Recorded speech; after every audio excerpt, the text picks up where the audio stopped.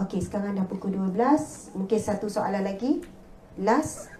Saya nampak tu yang dah mula bergerak tu kan. Yang mula bunyi-bunyi. Saya faham ada nak ambil anak kan sekolah. Anak keluar pukul 12, pukul 1 ya. Ada yang nak ambil suami. Okey. Kalau tak saya ada nak baca satu mutiara. Saya baca terus saya. Subhanallah, Allahu Akbar. Bagi saya masa untuk pilih sekejap.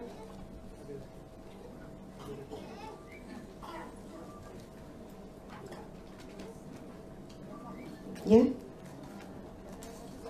Boleh satu soalan? Yang perfume, kalau yang kita beli yang dekat pasaran tu, yang atas rak-rak semua tu, dan dashing ke apa semua tu, macam mana pada masa tu? Boleh buat solat? Okey, soalan tentang perfume sebab ada alkohol kan? Sebab ada alkohol. Baiklah, dalam arak ada alkohol. Dalam arak confirm alkohol, tapi bukan semua alkohol adalah arak. Kena faham ya? Jangan kita bila tengok saja benda-benda yang ada alkohol tu, kita kata benda ni najis. Sebab ada jumlah tertentu, alkohol industri ni ada dia punya skala dia, tak siap saya wallahualam, contohnya 0.04% ada alkohol dalam tu, maka boleh dibawa solat. Ataupun 0.5 ke wallahualam, saya lupa. Jadi sekiranya jumlah alkohol tersebut itu di bawah tersebut, maksudnya tak lebih daripada tu, maka sah bawa solat. Tapi kalau lebih, dia dah jadi syubhah. Bukan setakat syubhah, maksudnya diraguilah untuk bawa solat. Tak tulis jumlah alkohol, jadi dah syubhah. Maka kita kembali kepada hadis Nabi sallallahu alaihi wasallam, al-halalu bayyin wal haramu bayyin wa bainahuma umurun mushtabihat katsirun la ya'lamuhunna katsirun minan nas. Yang bermaksud hadis Nabi ni, di antara yang halal dengan yang haram, antara keduanya ada banyak benda yang syubhah diragui. Jadi Nabi sebut yang ramai di kalangan kamu tidak mengetahui. Lalu Nabi sebut famanittaqa syubhah, barang siapa yang takut meninggalkan benda yang syubhah, maka mereka ini takut kepada Allah. Mereka ni selamat daripada neraka Allah. Dan ada hadis Nabi yang lain, Nabi sebut da' ma yaribuka ila ma la yaribuka. Tinggalkan apa yang kamu ragui kepada apa yang tidak diragui. Kita pun tengok, tak ertilah nak baca pasal alkohol ni berapa. Ini sebenarnya lepas tak ni, ke tak ni. Itu kan dah ragu-ragu. Maka tinggalkan, belilah perfume yang memang ada logo halal. Sekarang perfume dia tak logo halal. Ada, dah banyak pilihan yang ada logo halal. Maka itu lebih diyakini. Tapi ada orang cari pasal, Ustazah boleh percaya ke logo halal ni? Tak nak percaya sudah. Hidup dah susah, nak cari susah lagi. Jadi percaya saja. Kalau mereka menipu, maka kita tak berdosa lagi. Subhanallah, Allahu Akbar. Terima kasih ya atas soalan yang diberikan. Okey, baiklah. Sebagai penutupnya, kita baca satu, Allahu Akbar, satu sabda Nabi SAW. Saya nak bacakan matannya supaya kita dapat pahala kerana membaca matan hadis ini. Kedua, kita dapat pahala mendengar matan hadis Nabi SAW. Sebab di kalangan kita biasanya kalau baca Al-Quran kita baca dan jarang baca terjemahan. Tapi kalau hadis pula tak baca matan hadis, hanya baca terjemahan. Nampak tak terbalik tau? Kalau Al-Quran kita baca banyak-banyak, 1 juzuk sehari, tapi jarang baca terjemahan. Hadis pula terbalik, baca terjemahan saja, tak baca hadis tersebut. Jadi cubalah kita usaha bila kita baca juga, walaupun seorang-seorang, ambil barakah baca wahyu Allah. Bismillahirrahmanirrahim. Sabda Nabi SAW, an Abi Idris al-Khawla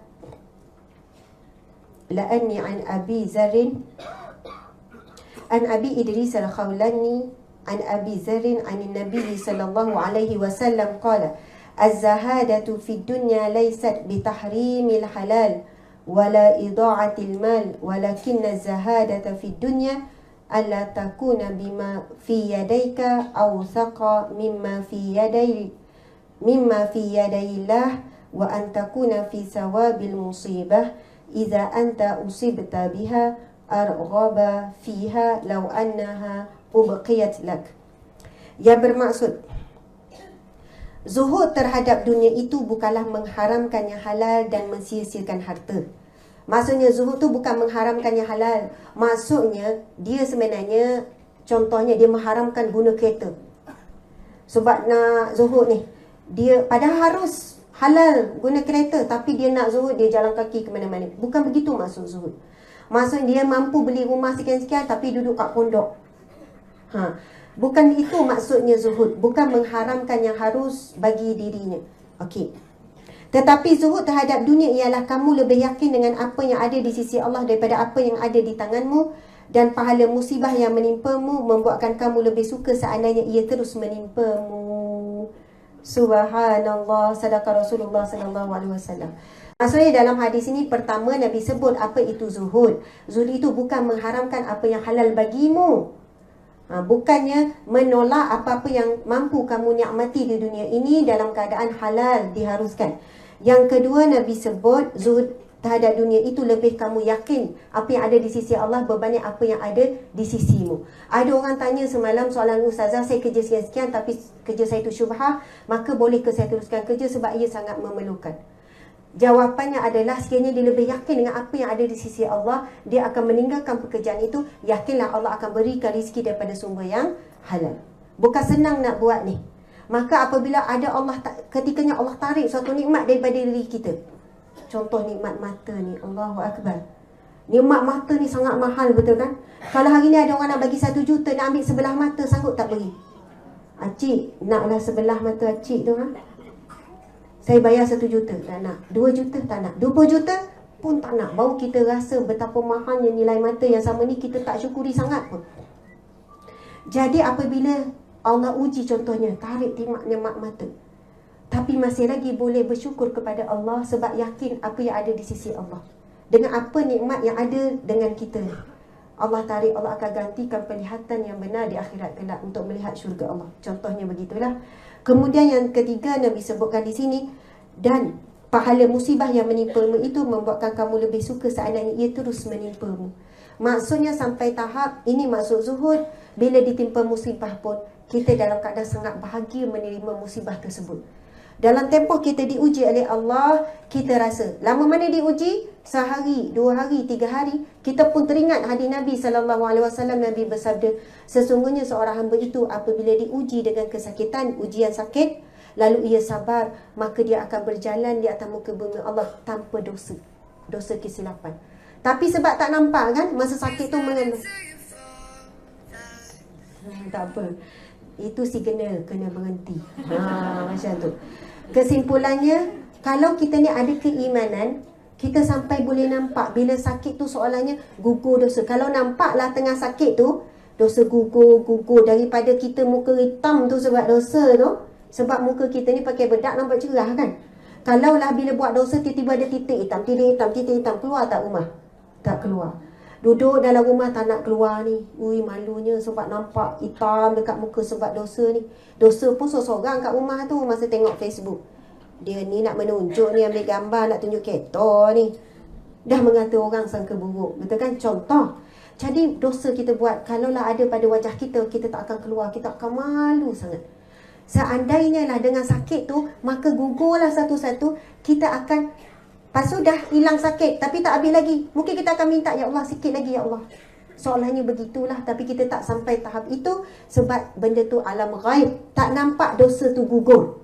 Tapi orang yang memahami hakikat dan beriman dengan hadis Nabi, orang yang diuji dengan sakit lalu dia sabar, dia akan berjalan di atas muka bumi Allah tanpa dosa kesilapan. Allahu Akbar, subhanallah. Mudah-mudahan perkongsian pada hari ini dapat manfaat. Saya mohon maaf salah dan silap. Sudah tentu ada salah silap saya dalam menyampaikan ilmu. Saya mohon ditegur dan dinasihat dengan baik. Kan ceramah saya kan macam merata-rata kan. Ni yang buat rakaman ni tak tahulah keluar kat mana ni. Kadang memang saya takut. Sebab apa? Saya bersedia untuk terima untuk dirakam kemudian diviralkan. Dan saya tak tahu pun sebenarnya siapa yang buat pendek-pendek semua tu. Kadang-kadang jadi fitnah pada saya. Sebab orang suka ambil pendek yang kontroversi, lepas tu buat tajuk kontroversi. Faham tak? Lepas tu saya kena kecam berjemaah di bawah tu. Lepas tu masuk pula inbox, marah, maki amun saya. Itu antara ujian yang saya perlu tempuh. Tapi mengenangkan kebaikan yang nak dikongsi untuk lebih ramai orang, saya bersedia untuk ditegur dan dinasihat dengan baik. Berhikmahlah. Setengah orang tu dia tahu maki amun, marah-marah saja. Jadi dan saya mengharapkan mereka yang buat Maksudnya membantu kerja dakwah, buat walaupun tak diupah sebagainya, niat kerana Allah. Tolong jaga, buatlah tajuk tu dengan tajuk yang baik.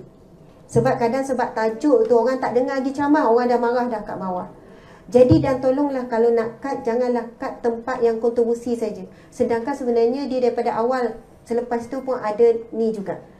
Jadi insya-Allah, sebab apa saya merisikokan diri saya untuk dikecam, untuk dimarah, untuk dimaki hama. Faham ya?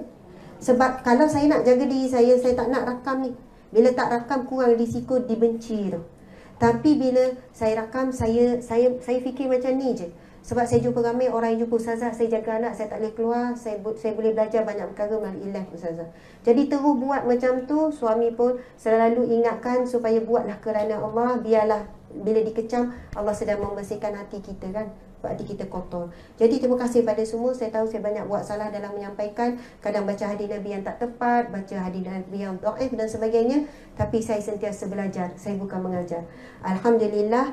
Terima kasih pada muslimat. Saya sayang muslimat sekalian dan muslimin juga kerana Allah Subhanahu Wa Taala. Mudah-mudahan di sini kita ditemukan oleh Allah ya Jam yang Maha mengumpulkan. Allah ya Jami akan mengumpulkan kita kembali di syurganya. Amin ya rabbal alamin. Wabillahi